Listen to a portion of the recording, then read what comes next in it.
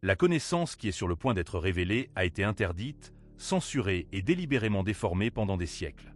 Son essence profonde réside dans la capacité à transformer ce que l'on appelle communément la maladie en une énergie sacrée et guérisseuse. Ce n'est pas un hasard si ceux qui lisent ces lignes se trouvent ici en ce moment précis. Tho, l'ancien sage, ne dévoile ce secret sacré qu'à ceux qui sont prêts à se libérer des limitations de leur propre corps. Leur esprit commencera à s'accorder à des fréquences qui n'ont jamais été activées auparavant. Et ce processus est déjà en cours, même s'ils n'en perçoivent pas l'impact subtil. En fin de compte, ce que Tho a gardé caché pour les véritables initiés sera révélé. Un symbole capable de guérir le corps, un mot qui reprogramme la matière, et le dernier sceau qui transforme l'être humain en un canal direct de lumière. Ce n'est pas une question de foi aveugle, mais un principe fondamental de la physique spirituelle. Il n'y a pas de retour en arrière possible. Ceux qui ont rencontré cet enseignement ont été choisis, et leur guérison commence dès maintenant. En transformant leur esprit, leur corps sera purifié, car toute guérison authentique prend sa source dans la demeure secrète de la pensée éclairée. Tout ce qui est visible dans ce monde n'est qu'un reflet de l'invisible, de son essence profonde. À première vue, cet enseignement de Tho peut sembler d'une simplicité trompeuse. Pourtant, il recèle une source de sagesse des plus profondes, car il invite l'être humain à regarder au-delà de la matière tangible, au-delà de la chair physique, au-delà du symptôme superficiel. Il force à poser une question que presque personne n'ose prononcer à voix haute. Et si l'origine de la maladie ne se trouvait pas dans le corps lui-même? La plupart des gens ne prêtent attention à la douleur que lorsqu'elle se manifeste sous une forme physique, qu'il s'agisse d'un inconfort, d'une masse inexpliquée ou d'une fièvre. Mais ce que les anciens maîtres savaient, et que la science moderne commence seulement à confirmer, c'est que le corps ne réagit qu'à ce qui s'est déjà formé à un niveau plus subtil, invisible. Le corps physique n'est qu'un miroir, et l'âme est son reflet originel, primaire. C'est pourquoi deux organismes apparemment en parfaite santé peuvent réagir de manière totalement différente au même stimulus externe. L'un peut résister avec succès, tandis que l'autre tombe malade. La différence réside dans ce qui ne peut être vu, l'état vibratoire, émotionnel et spirituel de la personne. Les émotions denses, non traitées et mal comprises ne disparaissent pas sans laisser de traces. Elles se transforment en empreintes psychiques qui, avec le temps, se déposent et s'ancrent dans la structure biologique. Voici un exemple cruel et pourtant réel. Une femme a donné naissance à un enfant en bonne santé, et au début, tout semblait aller pour le mieux. Cependant, pendant l'allaitement, au milieu d'une explosion silencieuse mais puissante de haine refoulée envers son partenaire, quelque chose d'horrible s'est produit. La colère intense qu'elle avait accumulée pendant des mois s'est synchronisée avec le champ énergétique sensible du nourrisson. Le lait, qui aurait dû être une source de nutrition et de réconfort, s'est avéré chargé d'une chimie altérée. L'enfant est mort dans les bras de sa mère, non pas d'une infection physique, mais d'une charge vibratoire que son petit corps n'a pas pu supporter. Ce récit n'est pas rapporté pour choquer le lecteur, mais pour éveiller sa conscience, pour montrer que des émotions telles que la colère, la peur, la culpabilité et le ressentiment ne restent pas exclusivement dans la sphère émotionnelle. Elles ont un impact direct sur la composition chimique du sang, modifient les propriétés de la sueur et transforment la composition de la salive. Ce n'est plus seulement une question de croyance ou de supposition. C'est un fait scientifiquement prouvé, mesuré et confirmé dans les laboratoires modernes. Au cours d'études scientifiques menées sur des personnes en état de stress chronique, les chercheurs ont maintes fois constaté un affaiblissement du système immunitaire, une augmentation significative du taux de cortisol et des changements notables dans le rythme cardiaque. L'organisme humain est incapable de distinguer une menace réelle et physique d'une pensée constante et tourmentante. Il y réagit de manière absolument identique. La médecine vibratoire explique depuis longtemps que chaque émotion non résolue génère une fréquence irrégulière dans le champ énergétique de l'individu. Avec le temps, cette distorsion pénètre progressivement les niveaux d'existence plus denses, atteignant les structures cellulaires, les tissus et les organes internes. On peut comparer cela au cri silencieux de l'âme, que le corps transforme ensuite en symptômes physiques concrets. Cependant, ceux qui observent de l'extérieur ne voient souvent que le résultat final, une blessure, un kyste ou une maladie déjà formée. Tho, l'ancien sage, comprenait cette interconnexion comme personne d'autre. Pour lui, le corps physique n'était qu'une sorte de toile sur laquelle les pensées et les émotions d'une personne peignent son histoire unique. Chaque douleur, chaque inflammation, chaque symptôme qui se manifeste n'est rien d'autre qu'un message codé. Le corps commence à parler lorsque l'esprit se tait, et très souvent, la maladie arrive comme la dernière tentative désespérée de l'âme pour être entendue. Cependant, le point central et clé reste encore caché au grand public. La société n'en a pas encore conscience, mais elle découvrira bientôt l'existence d'un code vibratoire spécial, capable de briser ce cycle néfaste. C'est ce même code que Tho a précieusement conservé pour ceux qui étaient prêts à l'accepter. Et il n'est pas écrit dans des livres ordinaires. Il est caché dans la façon dont une personne ressent, respire et pense chaque jour de sa vie. Les gens ne le savent pas encore, mais leur corps porte en lui des pensées qu'ils n'ont jamais osé laisser partir. Et Tho a laissé ce code précisément pour changer cette situation. Ce que la science moderne commence seulement à prouver, Tho l'enseignait depuis des millénaires. La guérison, contrairement à la croyance populaire, n'est pas un miracle. Le plus frappant est peut-être la prise de conscience que ce qui est aujourd'hui perçu comme une nouvelle découverte scientifique a été énoncé et décrit il y a des milliers d'années. Alors que de nombreuses personnes sont encore convaincues que la guérison du corps est exclusivement une question de médecine ou de procédure physique, les enseignements anciens indiquaient déjà une voie complètement différente. La voie de la vibration intérieure. Et c'est cette vérité profonde que les chercheurs et les médecins de notre époque commencent à confirmer avec une précision étonnante. L'une des expériences les plus convaincantes a été menée par des médecins étudiant des patients chroniques souffrant de maladies inflammatoires graves. Un groupe de sujets a reçu un traitement médical standard. L'autre groupe, en plus du même traitement physique, a participé à des séances de réconciliation émotionnelle et à des pratiques profondes de pardon. Le résultat a été une réduction nette et inexplicable du niveau d'inflammation chez les patients qui ont pu laisser partir les vieilles rancunes. C'était quelque chose que les médecins eux-mêmes ne pouvaient expliquer en se basant uniquement sur la pharmacologie. L'un de ces cas emblématiques fut l'histoire d'une femme qui, pendant près de 20 ans, avait nourri un profond ressentiment envers sa sœur. Elle ne s'était plus parlé après une dispute familiale traumatisante. Elle s'est présentée à la clinique avec des douleurs constantes, de fortes allergies et des crises respiratoires récurrentes.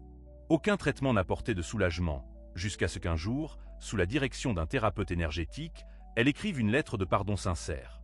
Elle ne l'a pas envoyée, mais a simplement permis à l'émotion de quitter son corps. En quelques jours, ces symptômes ont commencé à disparaître et ne sont plus jamais revenus. Ces histoires ne sont pas de simples coïncidences. Elles sont le reflet direct d'une vérité plus profonde.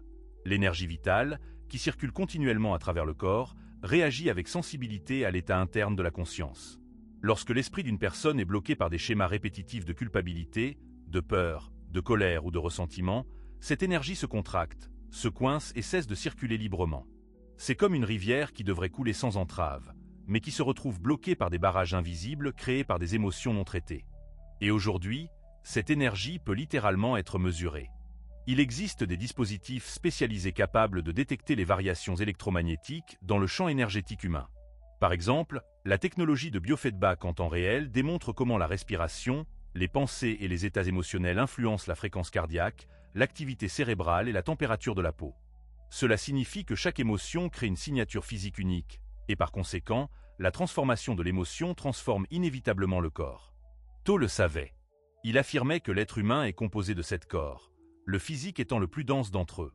Chaque pensée génère une vibration qui traverse successivement ces corps jusqu'à atteindre le corps matériel, physique. Ainsi, le processus de guérison ne prend pas sa source dans le corps physique, mais dans sa fréquence. Et cette fréquence ne peut être forcée ou contrainte de changer. Elle doit être ajustée de l'intérieur, par un travail conscient. Cependant, malgré toutes ces connaissances, il manque encore quelque chose. Car, malgré la compréhension de ce qui précède, la plupart des gens ne savent pas comment changer précisément leur fréquence interne. Ils sont conscients de l'existence d'un blocage, sentent que quelque chose ne va pas, mais n'ont aucune idée par où commencer ce processus de transformation. C'est à ce moment précis qu'entre en jeu l'enseignement le plus puissant et le plus profond de Tho. Il a laissé derrière lui une connaissance puissante, capable de transformer le corps sans jamais le toucher physiquement. Puisque le corps humain se renouvelle constamment, une question légitime se pose. Qu'est-ce qui régit exactement ce processus continu ? Qu'est-ce qui contrôle la manière dont chaque cellule individuelle se régénère ? Comment un organe est-il capable de se réparer seul ? Comment un système entier se réorganise-t-il même après une maladie ? La réponse ne réside pas seulement dans les gènes ou dans le temps. Elle se trouve dans la matrice invisible qui gouverne toute matière, dans l'esprit. Chaque jour, des millions de cellules du corps humain meurent et des millions de nouvelles naissent à leur place. Le foie se régénère complètement environ tous les 6 mois. La peau se renouvelle en environ 4 semaines. Les os, en un peu plus d'1 an. En d'autres termes, l'être humain remplace constamment son corps, même s'il ne s'en aperçoit pas. Mais la question principale est de savoir quel corps est en train de se régénérer en ce moment, car si, pendant ce processus de renouvellement, l'esprit est imprégné de peur, de ressentiment, d'anxiété, de culpabilité ou de déception, alors ce nouveau corps se forme à partir d'une forme déformée. Le schéma vibratoire de l'esprit s'imprime directement sur la matière. Le corps n'est pas autonome. Il est un reflet. Il est une réaction. Et tout cela prend sa source dans le champ mental. Tolle enseignait d'une manière directe, simple et absolument révolutionnaire, affirmant « tout est pensé ». Cela signifie que non seulement le corps physique, mais toute la réalité physique d'une personne est le résultat direct d'un schéma mental antérieur. Rien ne peut exister dans le monde matériel sans être passé d'abord par le plan de conscience énergétique invisible. La matière est la manifestation finale de l'intention, et la biologie n'est rien d'autre que l'écho de l'esprit. Imaginez que chaque cellule du corps est comme une brique. Mais ces briques ont besoin d'un plan, d'un dessin, d'un schéma invisible pour montrer comment elles doivent se connecter et fonctionner. Ce plan ne se trouve pas dans les gènes. Il se trouve dans l'esprit. Il est dans ce que la personne ressent chaque jour. Il est dans le champ vibratoire qu'elle maintient tout au long de sa vie. Il est dans la façon dont elle interprète le monde, elle-même et les autres. C'est pourquoi deux personnes peuvent avoir le même diagnostic, mais présenter des résultats complètement différents. Parce que l'une porte en elle un plan de restauration, de confiance, d'ouverture à la guérison, tandis que l'autre, même en prenant tous les médicaments nécessaires, reste bloqué dans un plan de douleur, de peur, de déception, et le corps ne fait que réagir à ce schéma interne. La régénération n'est pas quelque chose de rare ou d'exceptionnel. C'est un processus naturel de la vie, mais il ne se manifeste pleinement que lorsque la forme intérieure est en harmonie. Lorsque l'esprit vibre à l'unisson avec la guérison, l'énergie s'aligne, le champ énergétique se réorganise et le corps réagit en conséquence. Ce n'est pas du mysticisme, mais une sorte d'ingénierie énergétique de l'auto-guérison. Et ce n'est pas du tout mystique. C'est pratique, réel et mesurable. Tolle savait que chaque être est une idée en mouvement. Que le corps n'est pas le début, mais plutôt la fin d'une chaîne de causalité. Lorsque la pensée change, la forme change aussi. Lorsque la forme change, le corps se transforme. C'est pourquoi tant de gens restent malades, malgré tous leurs efforts. Ils essaient de changer les faits sans transformer la cause première. Ils prennent des mesures physiques pour résoudre des problèmes qui ont initialement pris racine dans le champ mental.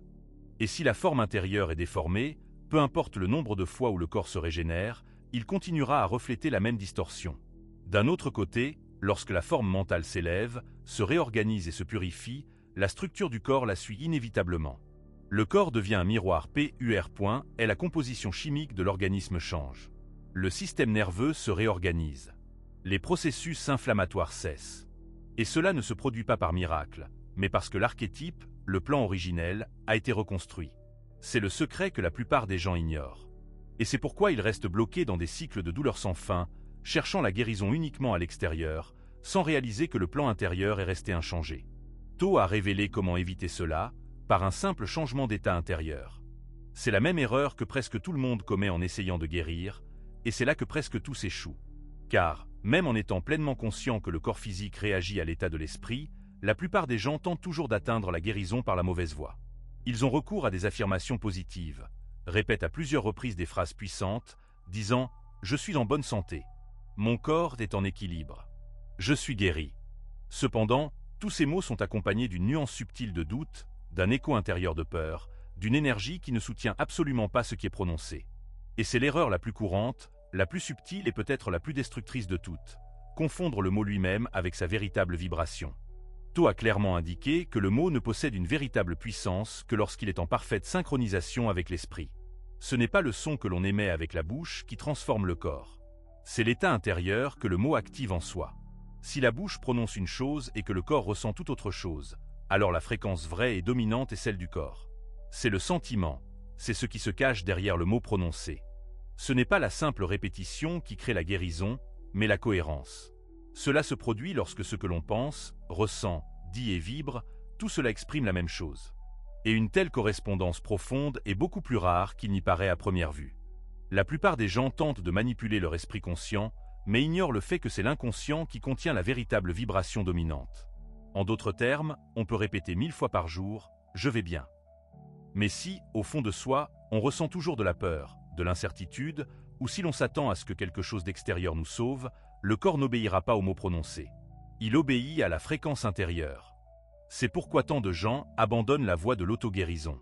Parce qu'ils suivent diverses techniques, font des visualisations, prononcent des phrases, mais continuent d'émettre une vibration de doute. Ils sont toujours bloqués dans la forme intérieure de l'ancienne identité, celle du malade, de la victime, du corps brisé. Et le corps continue simplement de refléter ce schéma invisible. Ici se pose une distinction cruciale que peu de gens comprennent vraiment. La différence entre l'affirmation et l'incarnation. L'affirmation est une tentative de se convaincre, lorsque l'on dit ce que l'on voudrait qu'il soit vrai, mais qui ne l'est pas encore. L'incarnation, en revanche, est un état d'être. C'est lorsque l'on s'aligne si profondément avec une nouvelle vérité qu'elle vibre déjà dans chaque cellule de son corps, avant même de se manifester physiquement. Il n'y a pas de doute, pas d'effort, seulement une pure présence. On ne guérit pas parce qu'on dit qu'on est guéri. On guérit quand on vit, respire et ressent l'état de guérison avant même qu'il ne se manifeste dans ses analyses médicales. C'est alors que le corps réalise que le champ énergétique a changé, que la forme intérieure s'est renouvelée, que le plan intérieur ne porte plus l'ancienne signature de la douleur. Et alors, naturellement, le corps réagit en conséquence. Si l'on parvient à entrer dans le bon état intérieur, le corps réagira immédiatement. Cette technique, qui a changé tant de vies, ne dépend pas de rituels complexes ou de formules magiques. Elle commence par le point le plus accessible, mais souvent négligé, le silence. Non pas le silence extérieur qui nous entoure, mais le silence de l'esprit. Car ce n'est que lorsque l'esprit se calme que le corps commence à entendre l'esprit. On peut s'asseoir maintenant, fermer les yeux un instant, diriger son attention vers l'intérieur, sentir sa respiration entrer et sortir. Ne pas changer le rythme, juste la sentir. Remarquez que dans ce simple acte de présence, la guérison est déjà en cours. L'esprit ralentit. Les muscles relâchent une tension dont ils n'avaient même pas conscience. Le cœur commence à battre plus harmonieusement. Maintenant, on peut visualiser quelque chose. Imaginez que chaque inspiration apporte une lumière dorée dans le corps. Une lumière vivante, intelligente, capable de restaurer ce qui a besoin d'être restauré, de purifier l'excès, de réactiver ce qui était en sommeil. Voir cette lumière se répandre dans les poumons, le cœur, les cellules du foie, la colonne vertébrale. Imaginez qu'elle traverse chaque nerf, chaque organe, chaque membre. Non pas comme une fantaisie, mais comme si cela se produisait déjà, parce que c'est le cas. C'est là que l'enseignement de Tao devient réel et tangible. Il disait que tout commence dans l'esprit. Mais pas n'importe quel esprit. Dans un esprit qui vibre en accord avec la source, avec tout ce qui est. Lorsque l'on entre dans cet état, le corps n'a d'autre choix que de réagir, car il est le miroir de la vibration. Cependant, il y a un détail important que beaucoup de gens ont tendance à oublier. La qualité de l'énergie que l'on apporte à la pratique détermine le canal qu'elle ouvre. Si cet exercice est effectué, motivé par la peur de la douleur, le désespoir ou l'autopunition, le champ énergétique se ferme immédiatement. Même si la technique elle-même est choisie correctement, l'intention négative bloque le flux d'énergie de guérison. C'est pourquoi cette pratique ne fonctionne vraiment que lorsqu'elle est effectuée avec amour, avec un abandon total, avec une acceptation profonde, non pas comme quelqu'un qui fuit la douleur, mais comme quelqu'un qui se dirige consciemment vers la paix et l'harmonie. La gratitude n'est pas un état qui survient après la guérison. C'est une fréquence qui ouvre les portes à la manifestation de la guérison elle-même. Lorsque le corps sent que l'on est en sécurité, que l'on est aimé, que l'on ne se bat plus contre lui, il commence à se régénérer activement. Le processus de régénération est lancé. Il n'est pas nécessaire de demander quoi que ce soit. Il suffit de ressentir. Car lorsque l'on ressent vraiment, la demande est déjà faite dans la langue que l'univers comprend, la langue de la vibration.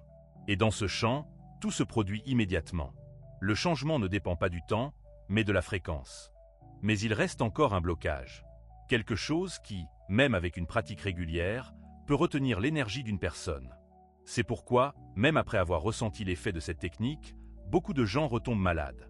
Ils subissent des rechutes, répètent les mêmes symptômes, comme si, derrière le visible, se cachait quelque chose de plus profond, sabotant la fréquence de régénération. Ce qui sape réellement l'énergie de guérison ne se trouve pas à l'extérieur. C'est ce qui vibre silencieusement à l'intérieur, même si l'on ne le remarque pas. Ce n'est pas un symptôme, pas un diagnostic, pas l'environnement. C'est un poison invisible qui imprègne le champ énergétique, comme un murmure constant, rongeant les fréquences les plus subtiles. Ce poison a deux noms, la peur et la culpabilité. Et il ne s'agit pas de la peur facilement reconnaissable, celle qui paralyse ou serre la poitrine.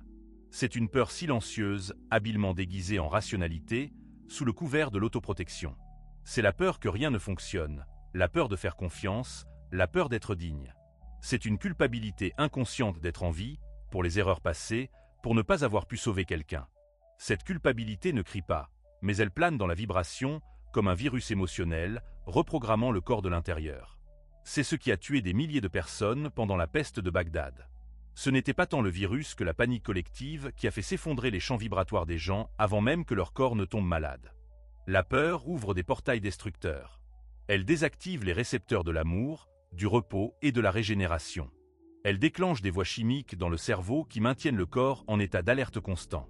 Et un corps qui vit en état d'alerte vit inévitablement en état de destruction. Tho appelait ce poison les chaînes mentales héritées. Ce ne sont pas seulement les pensées personnelles. C'est un écho qui se transmet de génération en génération. Des croyances apprises dès le ventre maternel. Une programmation vibratoire transmise des parents aux enfants. Des mots entendus dans l'enfance qui se sont enracinés comme des vérités absolues. Et maintenant, lorsque l'on essaie de guérir, ces chaînes invisibles tirent en arrière, maintenant dans un cycle de douleur. Comme si la guérison représentait une menace pour le système que l'on a été appris à porter. Ces chaînes ne peuvent être dissoutes que lorsqu'elles sont mises en lumière de la conscience. Lorsque l'on reconnaît leur existence, lorsque l'on cesse de lutter contre le symptôme et que l'on commence à éclairer la racine du problème. Et voici la révélation. On ne brisera pas ce cycle en luttant contre la peur ou en essayant d'éliminer la culpabilité. On le brisera en activant la fréquence qui les rend non pertinents. Et cette fréquence est la plus puissante de toute la création. Mais presque personne ne l'a enseignée, ni à l'école, ni à l'église, ni en thérapie. Parce que cette fréquence ne dépend pas d'une autorité ou d'une permission extérieure. Elle naît de l'intérieur et dissout le poison au moment où l'on la ressent vraiment. Cette fréquence a un nom simple, mais possède une puissance qui défie toute explication rationnelle, l'amour. Et non pas l'amour au sens romantique, fragile ou dépendant, mais un état vibratoire si élevé que le corps commence simplement à se régénérer, suivant cette puissante impulsion intérieure. Le véritable amour, celui qui s'étend à soi-même, à son histoire personnelle, à ses erreurs, à son corps imparfait, à ses choix difficiles, n'est pas seulement une émotion, mais une puissante technologie vibratoire. Il active la production de neurotransmetteurs essentiels, tels que la dopamine, la sérotonine et l'ocytocine. Ces substances ne provoquent pas seulement des sensations agréables, elles régénèrent activement les organes, réparent les tissus endommagés et modulent le système immunitaire. Des études ont déjà montré de manière convaincante que les personnes qui vivent des états profonds de pardon atteignent des guérisons qui défient tout diagnostic médical. Les tumeurs disparaissent. Les affections chroniques entrent en rémission durable. Les symptômes qui ont résisté au traitement pendant des années se dissolvent sans aucune explication scientifique. Et ce n'est pas de la magie. C'est un alignement. C'est une vibration. C'est un champ émotionnel élevé qui donne au corps une instruction claire de revenir à son plan original et sain, sans interférence ni distorsion. Tho disait, l'amour est le langage du corps spirituel. Lorsque l'on parle à son corps dans cette langue, il comprend. Il réagit, car c'est cette fréquence qu'il a créée au tout début de toute chose.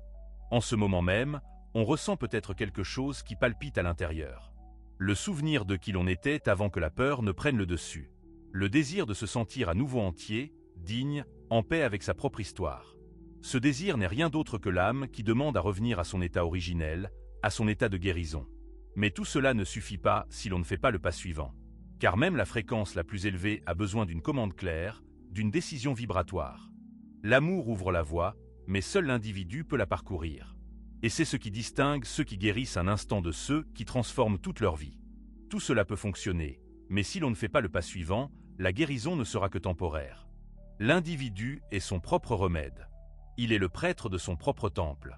Il est le mot qui crée sa réalité. C'est ici que commence à se manifester la conscience du véritable initié. Il n'y a pas de retour possible à l'illusion que la guérison est entre les mains d'autrui. À ce moment, la responsabilité se révèle comme un don et non comme un fardeau. Car lorsque l'on comprend que l'on est la source, l'énergie change complètement. Tho disait que le véritable initié est celui qui guérit par le mot, parce qu'il est lui-même devenu le mot. Ce n'est pas une métaphore poétique, c'est une vérité vibratoire profonde. Être le mot, c'est comprendre que sa propre vibration crée, que sa propre parole façonne la réalité. Que les pensées lancent des codes dans le champ invisible, comme des graines. Et chaque mot que l'on prononce, surtout sur soi-même, devient chair, devient système, devient biologie. Il n'y a plus de séparation entre la spiritualité et la santé. Les sciences modernes de la conscience reconnaissent déjà ce que Tho enseignait il y a des millénaires. Personne ne guérit personne d'autre. La guérison qui dure est toujours autogénérée. C'est toujours une décision intérieure qui active des voies oubliées à l'intérieur du corps. Même le Christ, en accomplissant ses miracles, demandait « Crois-tu que je puisse faire cela ?» Il n'imposait pas la guérison. Il invitait. Il éveillait la foi des autres comme une clé d'activation, car même le divin respecte le libre arbitre de la vibration humaine. L'individu n'est pas un vase passif attendant le salut. Il est l'acteur, le prêtre, le chant ou le miracle se manifeste. Et c'est pourquoi la première étape sera toujours de reconnaître que l'on est son propre remède. La chimie de son corps réagit à la conviction avec laquelle on croit. Et cette conviction doit venir de l'intérieur, et non être empruntée à des gourous, des doctrines ou des traitements externes. Ce qui vient de l'extérieur peut soutenir, mais ne fleurit que lorsque la graine est déjà acceptée à l'intérieur. À ce moment, tout se met en place. On commence à réaliser que le temple de la guérison ne se trouve pas dans un lieu spécifique. Le temple, c'est soi-même. Le mot, c'est soi-même. Le verbe vivant qui vibre, ressent et crée à chaque instant. Mais même après tout cela, il reste encore un dernier élément à révéler. Car chaque véritable initiation porte un sceau, un symbole qui rend tout réel. Eto, en tant que maître des mystères, n'a laissé ce sceau qu'à ceux qui sont prêts à se souvenir de qui ils sont vraiment. Il ne reste qu'une chose pour que tout cela devienne réel. Eto, le grand gardien des connaissances anciennes, a laissé un symbole spécial pour les élus. Ce symbole n'est pas un simple dessin, ni une formule complexe, ni un objet matériel caché. C'est l'expérience intérieure la plus profonde, un moment sacré où l'on cesse de s'identifier à la maladie, au fardeau du passé, à la douleur, aux étiquettes imposées, et où l'on commence à vivre comme un canal de lumière pure et sans entrave. La métaphore utilisée pour expliquer ce principe est simple et incroyablement puissante à la fois. Quand de l'eau pure et transparente coule dans un lit de rivière sale, il n'est pas nécessaire de racler la boue. Elle est simplement emportée par le courant. La pureté ne combat pas l'impureté. Elle ne s'y oppose pas, mais la dissout, la déplace par sa présence. C'est là le grand secret. Il n'est pas nécessaire de lutter contre ce qui semble sombre ou négatif en soi. Il suffit d'ouvrir le flux de lumière et d'amour. Lorsque cette lumière intérieure commence à circuler librement, tout ce qui est dense et lourd se transforme.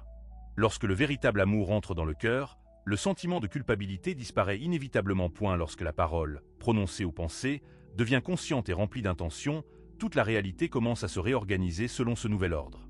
L'esprit change, et le corps le suit, tel un fidèle compagnon. Des pensées pures construisent des corps purs et sains. Des émotions vraies et harmonieuses génèrent une chimie interne authentique et équilibrée dans l'organisme. Quand une personne vit dans un état de cohérence, il n'y a plus de séparation entre l'âme, l'esprit et le corps. Tout s'unit dans un champ vibratoire unique et harmonieux. Et ce champ commence à attirer des circonstances, des personnes et des expériences qui sont le reflet exact de la nouvelle signature énergétique élevée de l'individu. C'est à ce moment précis que la régénération devient un processus continu et naturel, car la personne n'essaie plus de guérir. Elle vit comme quelqu'un qui est déjà guéri, qui a atteint la plénitude. Sa personnalité a subi un changement fondamental. Elle est devenue la demeure du divin, un vase sacré. Et tout ce qui vibre en elle maintenant sert cette nouvelle et parfaite structure. C'est cela le sceau de l'initié. Ce n'est pas un certificat externe ou une distinction.